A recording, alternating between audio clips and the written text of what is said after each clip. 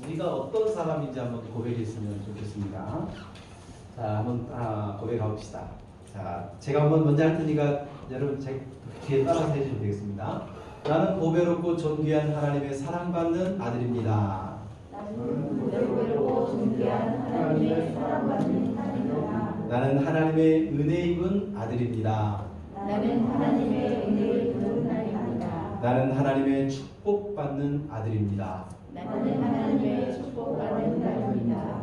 나는 하나님의 사랑과 축복의 증인입니다. 나는 하나님의 사랑과 축복의 증인입니다. 자, 옆에 계신 분에게, 손을 좀 이렇게 멀리 펴서, 자, 보이시나요? 네. 네. 자, 귀로는 제 이야기를 듣고 눈빛으로 여러분을 향해 축복하는 마음으로 이렇게 해봅니다. 나는 보배롭고 너는 시작. 너는 보배롭고 존귀한 하나님의 사랑받는 아들 딸입니다. 시작. 너는 보배롭고 존귀한 하나님의 사랑받는 자녀입니다.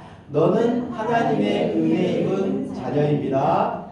너는 하나님의 축복받는 자녀입니다. 너는 하나님의 사랑과 축복의 증인입니다. 아멘. 아멘. 네. 여러분의 가정이 물된 동산 같고 마르지 않는 샘 같은 가정 되시기를 축복합니다. 네. 여러분, 이런 축복의 말들이 그냥 말이 아니라 진심으로 통해지고 또 믿음으로 담아서 선포할 때 그것이 정말 이루어지는 은혜가 우리 모두에게 있었으면 좋겠습니다. 빅터 에밀 프랭크라고 하는 분이 있습니다. 이 사람은 유태인인데요. 오스트리아에서 정신과 의사 생활을 오랫동안 하신 분입니다. 유태인이어서 독일 나치에 의해서 이 유대인 수용소에 끌려갔던 경험이 있었습니다.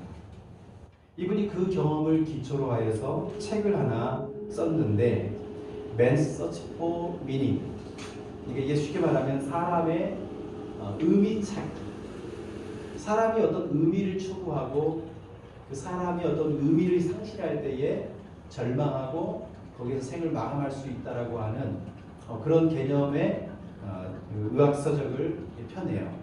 근데 여러분, 이 책에 보면 우리가 간단한 에피소드지만 참 중요한 교훈을 담고 있는 한 이야기가 있습니다. 이 빅터 프랭클이 같이 포로 수용소에, 유대인 수용소에 많은 사람과 함께 있었는데 1944년 12월 성탄절 전부터서 1445년 1월 신년 연휴 기간에 이르는 한 2-3주 기간, 요 기간 동안에 수용소에 갇혀 있었던 동료 유태인들이 예상과 다르게, 이전과 다르게 굉장히 많은 사람들이 죽어 나갔다는 거예요. 그 가혹한 가스실에 불려 들어가서 몰살당한 것도 아니고, 그렇다고 특별한 질병이 막 전염병처럼 돌아서 사람이 죽은 것도 아닌데, 이유 없이 사람이 시름시름 앓다가 죽어간 사람이 유독 이 주간에 많았다는 겁니다. 근데 이 프랭클은 말해요. 이 사람들의 특징이 뭐였냐면 나름 어린아이 같은 꿈이 있었다는 거예요. 이번 성탄절이 되면 집에 돌아가서 성탄 트리를 밝히고 거기 아래 앉아서 행복한 시간을 보낼 수 있겠지. 이번 연말이 지나 새로운 해가 되면 우리 여기서 해방되어서 가정에 돌아가 행복하게 즐거운 시간을 가질 수 있겠지. 이런 막연한 희망을 품고 있었다는 거예요. 그런데 성탄절이 지나고 새해가 지났음에도 불구하고 해방의 기미가 없다 보니까 마음에 절망이 찾아들고 그 마음의 병이 결국 육체의 생명까지도 앗아가게 만들었다는 거예요. 여러분, 이 이야기를 들으면 우리가 좀 안타까움이 들어요. 왜냐하면 이 사람들이 죽은 이 시점으로부터서 4개월 후에 히틀러가 백기 투항을 하게 됩니다. 4개월만 참았더라면 그들은 또다시 고향으로 돌아가서 그들이 꿈꾸던 행복한 시간, 즐거운 시간들을 가졌을 텐데 4개월을 견디지 못했기 때문에 그들은 시름시름 앓다가 죽음에 이르렀다.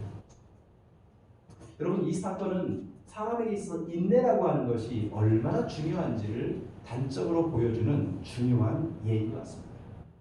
여러분, 인내의 중요성은요, 아무리 강조해도 부족함이 없죠. 여러분, 사회생활을 할 때도 마찬가지입니다.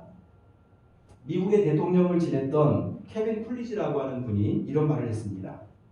이 세상에는 재능이 있으면서도 다른 사람보다 훌륭한 교육을 많이 받았음에도 특별한 용기를 가지고 인생을 사는 사람 중에서도 성공하지 못하는 사람이 많다. 왜 그런가? 이유는 단 하나. 뭐라고요? 인내하지 못하기 때문이다. 참을성이 없기 때문에 성공하지 못했다. 라고 이야기를 합니다. 100번 들어도 옳은 말처럼 느껴지죠? 네. 우리가 뭔가를 이루려면 인내의 시간이 반드시 필요한 거예요. 여러분, 우리의 신앙생활에도 마찬가지입니다. 이 신앙생활에서 인내라고 하는 것은 정말 필수 조건이죠. 구원은 믿음으로 받습니다. 이것은 내가 노력해서 얻은 게 아니고 하나님이 주신 은혜의 선물로 믿음을 갖게 되고 그 믿음의 결과로 우리에게 구원이라고 하는 선물이 따라오게 되죠. 하지만 그 구원의 온전한 자리에 이르기까지 마치 기쁨으로 열매를 거두기 위해서는 인내라고 하는 시간을 거쳐야만 돼요. 신앙생활에서 인내는 이처럼 아무리 강조해도 부족함이 없는 것입니다.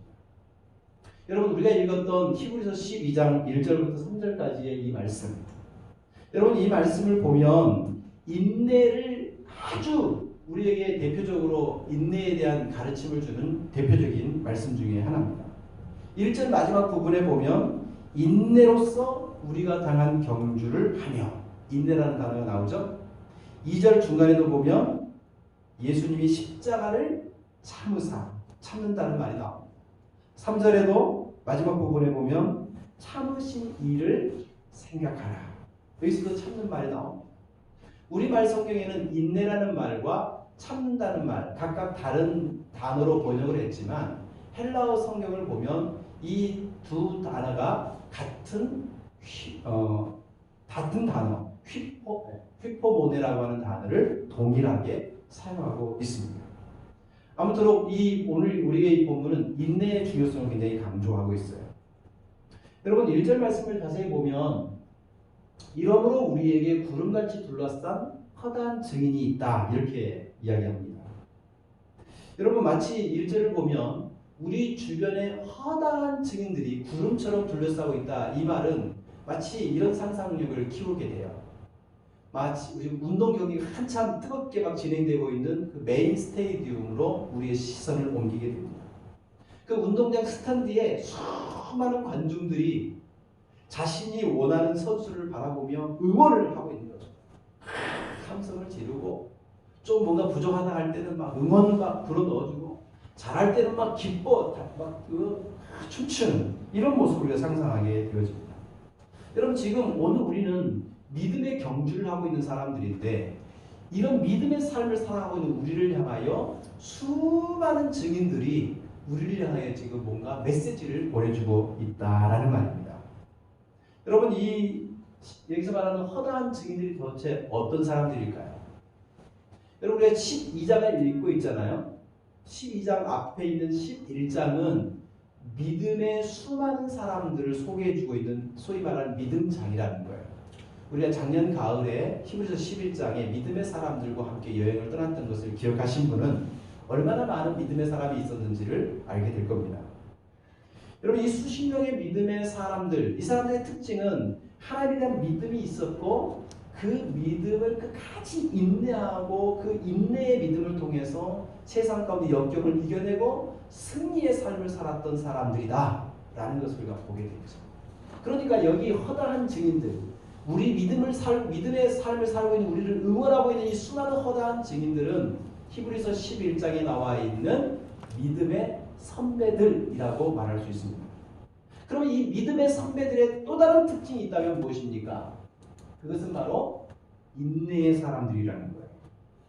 여러분 히브리서 11장을 보면 그들이 하나님의 약속을 믿음으로 수용하고 하나님을 믿음으로 바라보며 나아갈 때에 이런저런 어려움과 고난과 역경들이 있었다는 것을 계속해서 강조해주고 있어요. 특별히 히브리서 11장 후반절에 보면 예수님 때문에, 예수를 믿는 믿음 때문에 죽음을 각오한 사람들, 그런 사람들이 나오게 됩니다. 여러분 우리 히브리서 11장 37절 한번 같이 한번 읽어봅시다. 시작. 돌로 치는 것과 톱으로 켜는 것과 시험과 칼로 죽임을 당하고 양과 염소의 가죽을 입고 유리하여 궁핍과 환난과 학대를 받았으니. 여러분, 이 사람들이 예수님을 믿기 때문에 그 믿음을 지켜내기 위해서 그들이 어떤 삶을 살았는지를 설명해 주고 있는 구절이에요. 돌로 막 돌을 던짐을 당합니다. 그리고 톱으로 켭니다. 여러분 생각만 해도 끔찍하죠? 막 돌 맞아서 피가 터져나가고 죽을 때까지 돌 맞는 거죠. 심지어 어떤 사람은 톱과 칼에 의해서 사람이 죽어나가요. 시험을 당하고 여러 가지 어렵고 힘든 일들을 경험하고 심지어는 죽임까지 당하게 됩니다. 그리고 여러분, 이 사람이 이게 믿음을 갖고 예수님 때문에 죽는 경우도 있지만 죽음에 이르지 않고 예수님에 대한 신앙을 지키기 위해서 도망친 사람들도 있었겠죠. 멀리 피신한 사람들.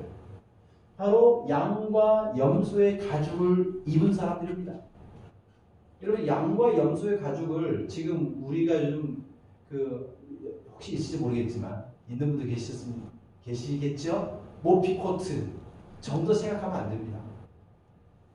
여러분, 그런 코트가 아니에요. 여러분, 양과 염소의 가죽을 뒤집어 썼다는 말은 그냥 자신의 몸을 단순히 보호하기 위한, 보온을 하기 위한 정도가 아니고요. 집에서 살 수 없어요. 도시에서 살 수가 없어요. 그래서 야산으로 도망친 거예요.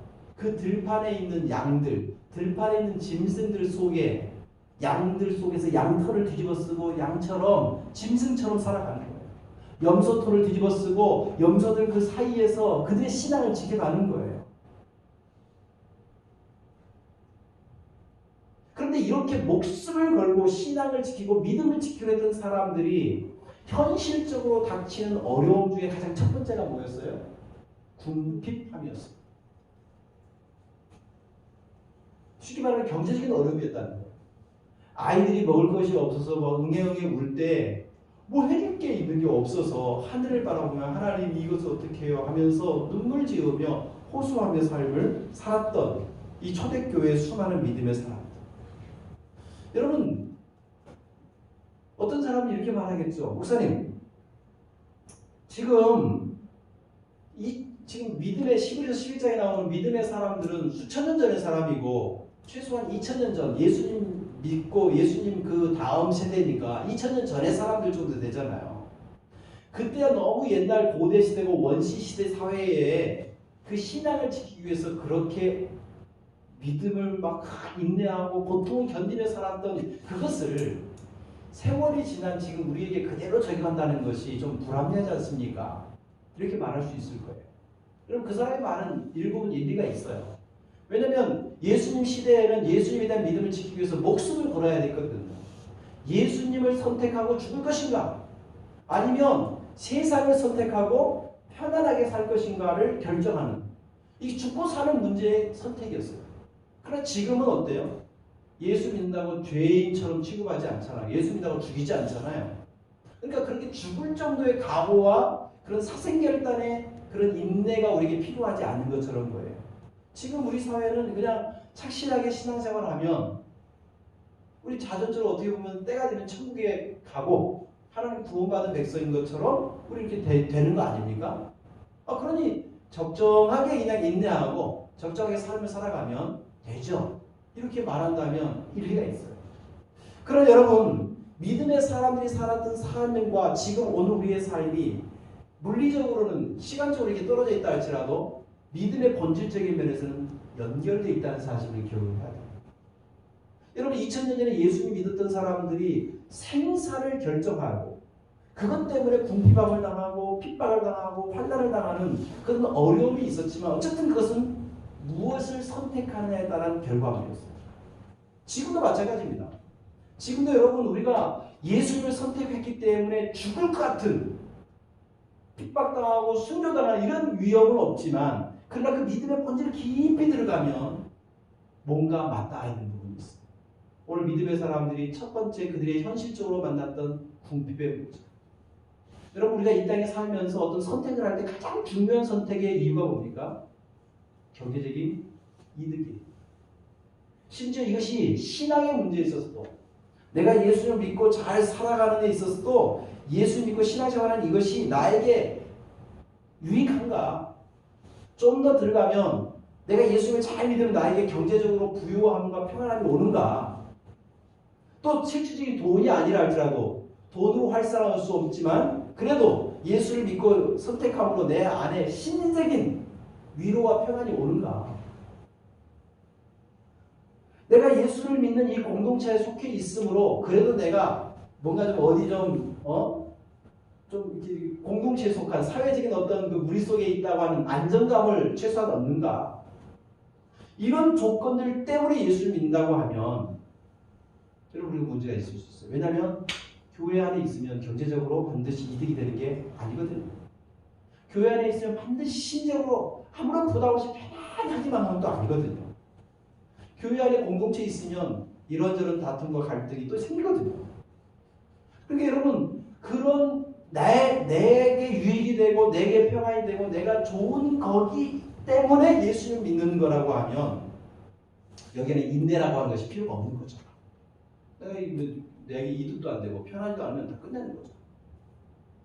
그러나 예수님을 진실로 믿는 사람들, 그런 내게 당장의 이득과 편안이 혹시 없다 할지라도 예수님을 믿어야 되는 분명한 이유가 있다면 그 바른 믿음 가운데서는 반드시 거치는 과정이 인내의 과정입니다. 여러분 신앙생활에 있어서 이 인내라고 하는 것은 절대적이고 정말 필수적인 것입니다. 여러분 오늘 본 말씀은 그렇게 믿음으로 인내했던 수많은 허다한 증인들, 믿음의 선배들이 있다라고 1절은 가르치고 주고 있는데 그런 수많은 믿음의 사람들, 인내의 사람들보다도 우리가 정말 집중해야 될 대상이 있다라고 말씀해 주고 있어요. 그것이 바로 오늘 2절 말씀입니다. 여러분 2절 앞부분을 보시면 믿음의 주요 또 온전케 하시는 이 누구를 바라보자? 예수를 바라보자. 여러분 3절 후반대를 보면 죄인들이 이같이 자기에게 거역한 일을 참으신 일을 생각하라. 죄인들로부터 거역을 당한 그럼에도 불구하고 그 죄인들을 참아주시고 인내해주신 그분을 생각하라. 그분이 누구죠? 예수님이죠. 여러분 예수님의 인생은 우리가 보통 33년쯤 됐을 거라고 대부분의 사람들이 이야기를 해요. 그 예수님의 33년 그 짧은 인생은 어찌 보면 인내로 점철된 삶이었습니다. 예수님이 이 세상을 구원하기 위해서 오셨고 그 구원자로서 자신의 소임을 다하기 위하여서 베들레헴 마구간에서부터서 그 인생을 출발합니다. 그리고 골고다 언덕에서 그 인생을 마감하죠. 그런데 이 마구간에서 시작한 인생, 골고다에서 마치는 이 인생까지 예수님은 매 순간 인내하셨고 사명을 위해 달려가셨습니다. 그리고 마침내 완성하시죠. 그런 의미에서 예수님의 인생은 완전한 인내의 인생이었다라고 말할 수 있습니다. 이런 예수님의 인내를 가만히 생각해보면 두 가지 오늘 본문에서 특징적인 예수님의 인내의 모습 두 가지를 발견하게 됩니다. 첫 번째는요. 달리면서 인내하셨던 예수님을 발견하게 돼요. 1절 말씀에 보면 인내로서 우리 앞에 당한 경주를 하여 라고 하는 말들이 있는데요. 여기서 굉장히 우리에게 자극해 주는 말들이 우리에게 교훈을 주는 메시지가 있습니다. 그럼 쉽게 말하면 이 허다한 증인들, 수많은 증인들은 인내하면서 달렸다. 인내하면서 경주했다.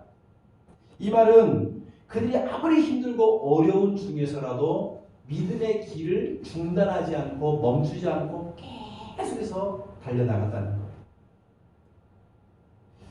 여러분 믿음의 주요 또 우리를 온전하게 해주신 예수 그리스도를 바라보는 것. 2절 말씀에 그렇게 나와 있는데 그 예수님을 바라볼 때에 예수님의 똑같은 특징도 뭐냐면 그분도 자신에게 주신 사명의 길을 멈추지 않고 끝없이 달려가신 분이었다라고 성경은 이야기해 주고 있습니다. 여러분 인내하면 우리 좀 정적이고 수동적인 느낌을 받게 됩니다. 우리말 사전에 참다라는 단어를 찾아보니까 아픔이나 충동이나 감정 따위를 억누르는 것이라고 표현됐어요. 그러니까 뭔가 몸이 아플 때 그 아픔을 참고 있는 거죠.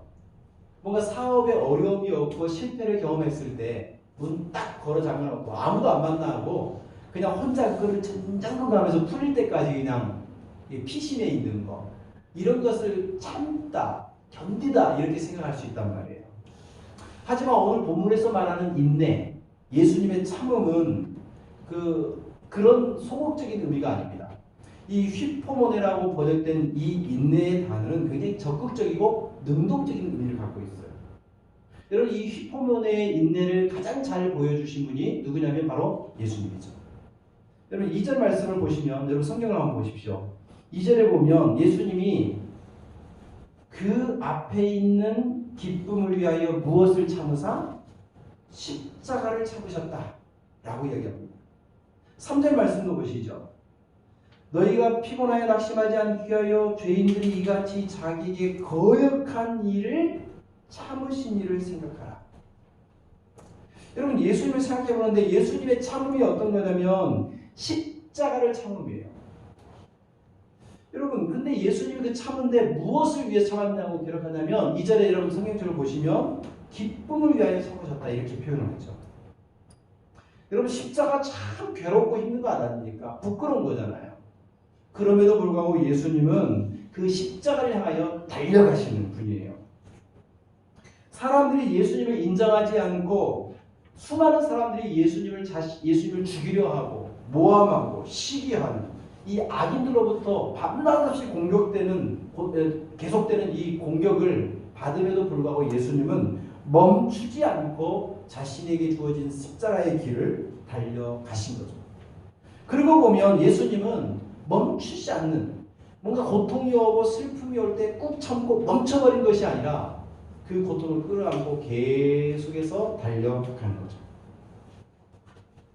여러분 예수님이 어떻게 이렇게 고통이 오고 역경이 오고 슬픔이 올 때 인내하면서 달려가면서도 참고 견딜 수 있었을까요? 그것은 자신이 십자가를 짊어지는 것이 하나님의 뜻이라는 사실을 분명히 알았기 때문입니다. 그 하나님의 뜻을 자신이 시행할 때 하나님께 기쁨이 되고 그 이후에 뭔가 우리는 알지 못하지만 예수님이 알고 계신 그 십자가 이면에 있는 그 무엇인가를 예수님은 아셨기 때문에 달려갈 수 있었던 거예요. 그런 점에서 예수님의 인내의 모습은요, 오늘 우리에게 굉장히 도전이 되어집니다. 사실 여러분 중에는 제가 이렇게 주일에 이렇게 예배를 인도하지만 평일 중에 주중에 며칠 동안은 약간의 아르바이트를 하고 있다는 것을 아마 여러분 아실 분이 많을 거예요. 여러분 저도 이제 그런 사회생활을 많이 안 해보니까 참 그 세상 안에서 사람들과 부딪히며 사는 게 좀 익숙지 않은 부분이 있어요. 뭔가 성과를 거두고 뭔가 이렇게 사람과 영업을 해서 그 영업의 이득을 얻기까지 이게 참 쉬운 일은 아니구나 라는 생각을 합니다. 그러나 한 번, 두 번 거절당하고 안 된다고 해서 포기한다면 아무것도 거둘 수가 없죠. 그러나 우리의 삶은 어떻게 보면 힘들고 어렵다고 주저하는 삶이 아니잖아요. 힘들고 어려도 여러분 삶의 현장으로 또 나가고 또 나가고 또 나가서 또 거절당하고 또 거절당하지만 그래도 또다시 내가 가족을 위해서 내 삶을 위해서 또다시 노력하고 또다시 도전하고 또 상처받고 고역받지만 또 참고 또 도전하고 그래서 성과를 얻고 열매를 얻는 삶을 살고 계시잖아요. 여러분 이것이 우리가 마땅히 가져야 될 인내의 모습이랍니다. 힘들다고 주저앉는 게 전부가 아니에요. 그럴 수도 있겠죠. 처음에는 너무 먹먹하고 어쩔 바를 모르니까 어디다 발을 디딜지 몰라서 멈출 수도 있겠죠. 거기서 끝이 아니라 그 어디로 발을 디딜지 모르지만 그 먹먹한 가슴을 끌어안고 또다시 그래도 또 한 걸음 내딛는 것이 인내의 모습입니다. 여러분 지금 여러분의 삶이 지금 힘들고 어렵습니까? 이런저런 고통이 점철되고 이 문제 내가 어떻게 해보려도 안 되는 이런 상황을 만났습니까?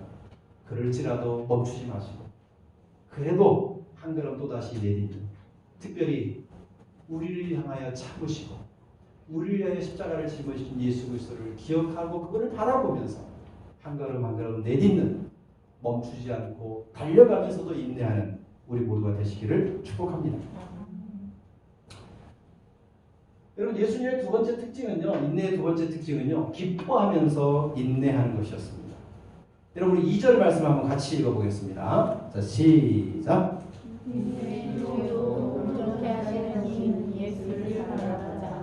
그는 그 앞에 있는 기쁨을 위하여 십자가를 참으사 부끄러움을 개의치 아니하시더니 하나님 보좌 우편에 앉으셨습니다.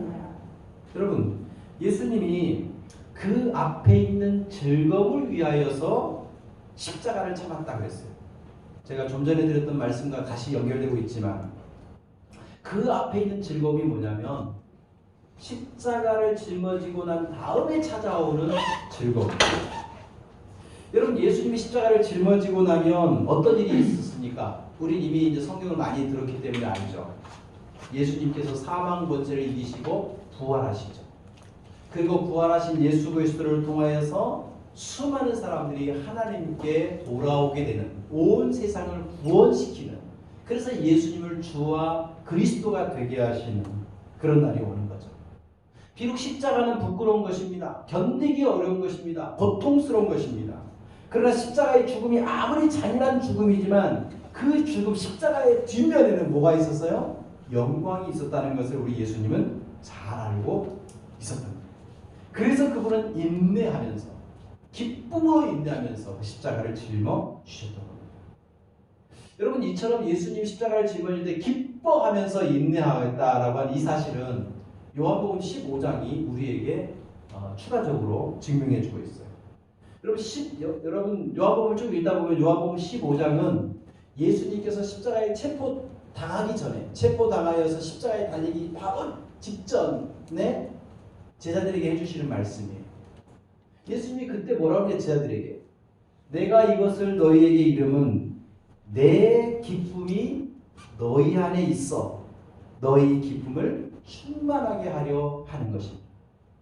예수님이 지금 몇 시간 후에 체포당하고 십자가에 달릴 것을 알고도 그분 안에 뭐가 있었다고요? 내 기쁨이 있었다. 그리고 이것을 제자들에게 전해줌으로 제자들도 기쁨을 얻게 하고, 예수님이 십자가를 짊어짐에도 불구하고 그것이 슬픔과 부끄러움이 아니라 기쁨이 된다는 사실을 예수님만 아는 것이 아니라 그와 같은 사실을 제자들도 알게 된다면 제자들도 고난과 역경의 십자가를 짊어질 때 슬퍼하지 않고 뭐하게 될 것이라고요? 기뻐하게 될 것이라는 사실을 예수님이 알려주셨다. 여러분 그렇기 때문에요, 고난이라고 하는 것은 고난 그 자체로 끝이 아니에요. 예수를 믿는 사람들에게 있어서 역경과 고난은 반드시 그 뒷면에 감추어져 있는 축복이 있음을 우리 믿어야 되는 거예요. 그래서 여러분 예수님의 형제였던 야고보 선생님은 그의 편지에 이렇게 기록하고 있습니다. 자 우리 2절 한번 읽어봅시다. 시작. 내 형제들아 너희가 여러 가지 시험을 당하거든 온전히 기쁘게 여기라. 여러분 여러 가지 시험이라고 하는 것은 우리로 하여금 견디기 어려운 여러 가지 고통들을 이야기하겠죠. 근데 이런 고통들이 찾아올 때 어떻게 여기라고요? 기쁘게 여기라는 겁니다. 왜 기쁘게 여겨야 되는지 3절은 설명해 줍니다. 3절에 왜 기뻐합니까? 이는 너희 믿음의 시련이 인내를 만들어내는 줄을 너희가 알미니라. 그런 시련을 통해서 인내를 갖기 때문이라는 거예요. 계속해서 4절은 이렇게 설명합니다. 인내를 온전히 이루라. 이는 너희로 온전하고 구비하여 조금도 부족함이 없게 하려 함이니라.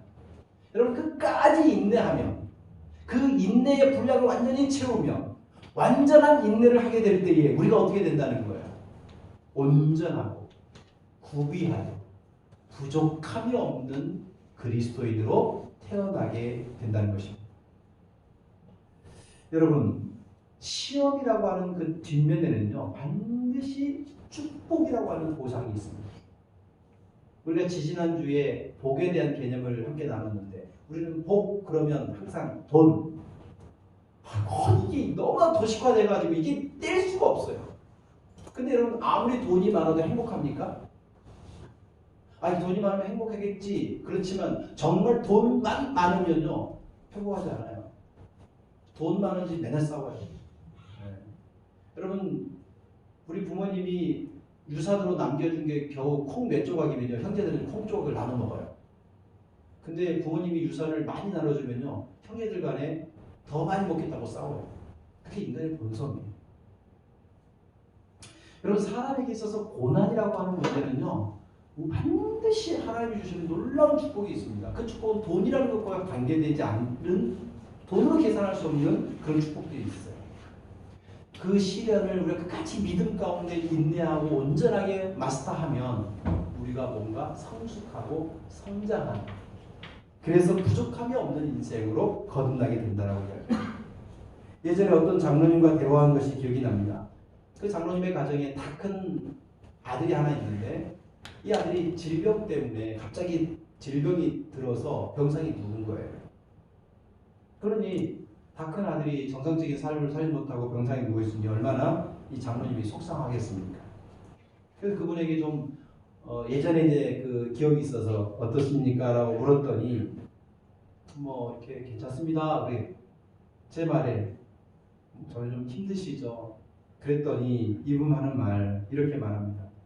목사님, 우리가 간절히 기도한다는 말을 종종 하잖아요. 근데 사실 편안할 때 우리가 간절히 기도한 게 아니라 사실은 흔들흔들 건성건성 기도한 것 같아요. 그런데 이번에 제 아들 때문에 정말 간절하게 기도한다는 것이 뭔지를 배우게 됐어요. 목사님 걱정하지 마세요. 정말 하나님께 기도했더니 정말 하나님께 간절히 기도했더니 하나님이 일하신 것 같아요. 여러분 고난이 없을 때 건성건성했대요. 근데 정말 문제를 만나고 그 문제 앞에 믿음으로 정말 간절히 기도했더니 달라지더라고요. 자신의 신앙이 달라지고 마음가짐이 달라지고 삶을 바라보는 그리고 아들을 바라보는 그리고 하나님을 향한 마음의 태도와 믿음의 태도가 달라지면서 아들을 향하여도 하나님께서 역사하실 거라고 하는 믿음이 깊어지더라고요. 성도 여러분, 진주라고 하는 것이 어떻게 만들어지는지 아마 우리는 상식적으로 이해를 하고 있을 겁니다. 여러분 이 조개 껍데기 안쪽으로 미세한 이물질과 모래알이 파고들면 그 조개는 자기 살 속으로 파고드는 이 모래알 때문에 아프고 고통스러우니까 이것을 막기 위해서 호르몬을 막 분비해내죠. 그럼 조개 살에서 분비되는 그 호르몬이 처음에는 조개 그 안에 있는 이물질, 자기를 파고드는 이물질 때문에 너무너무 괴롭지만 그래서 그것을 감싸기 위해서 지속적으로 호르몬을 분비하고 그것이 완전히 자기애가 아픔이 되지 않을 때까지 견디고 나면 그 상처와 아픔이 진주알로 태어납니다. 여러분 어떤 사람이 이런 말을 합니다. 여러 가지 시련이 당신의 삶 속에 굴러 들어오면 그들을 친입자로 여기지 말고 친구로 맞이하십시오. 그것은 장고의 인내를 시험하기 위해 온 것임을 아십시오. 인내하는 과정을 통해 당신의 속사람은 예수님처럼 성숙한 자리에 이르게 될 것입니다. 여러분 우리가 시련을 통해서 가장 얻게 되는 축복 중에 하나가 뭐냐면 우리가 예수님을 닮아간다. 예수님이 달리면서도 인내하시고 기뻐하면서 인내하셨던 것처럼 우리가 참으로 이 시련과 역경 속에서 정말로 예수님처럼 닮아갈 때 우리는 역경과 힘듦 속에서 주저앉는 인생이 아니라 그를 똑같이 딛고 일어나는 인생이 되는 것이고 슬픔 속에 엉엉 울고만 있는 것이 아니라 눈물 뒤에 감춰져 있는 기쁨을 바라보면서 환하게 미소 지으며 역경을 맞설 수 있는 예수 닮아가는 성도 되는 거예요. 부디 여러분의 삶이 1년, 2년 신앙의 삶을 더해갈수록 저 사람 예수님 많이 닮아가는구나. 예전과 많이 다른 뭔가 예수 향기 나는 사람 그런 사람 인정되는 그런 축복의 사람 되시기를 진심으로 소망합니다. 여러분 요한계시록 21장에 보면 천국에는 12개의 문이 있다고 합니다. 우리가 천국에 들어가면 그 문을 통해서 천국으로 입성하겠죠. 근데 여러분 그 12개의 천국의 문이 무엇으로 장식되어 있다고 그러니까? 진주문이래요. 진주. 여러분 진주는 인내의 상징이잖아요. 오직 인내한 사람만. 이 세상을 살면서 주님을 닮기 위해서 인내하고 하나님의 뜻을 행하기 위해서 인내하고 의를 행하기 위해서 인내하고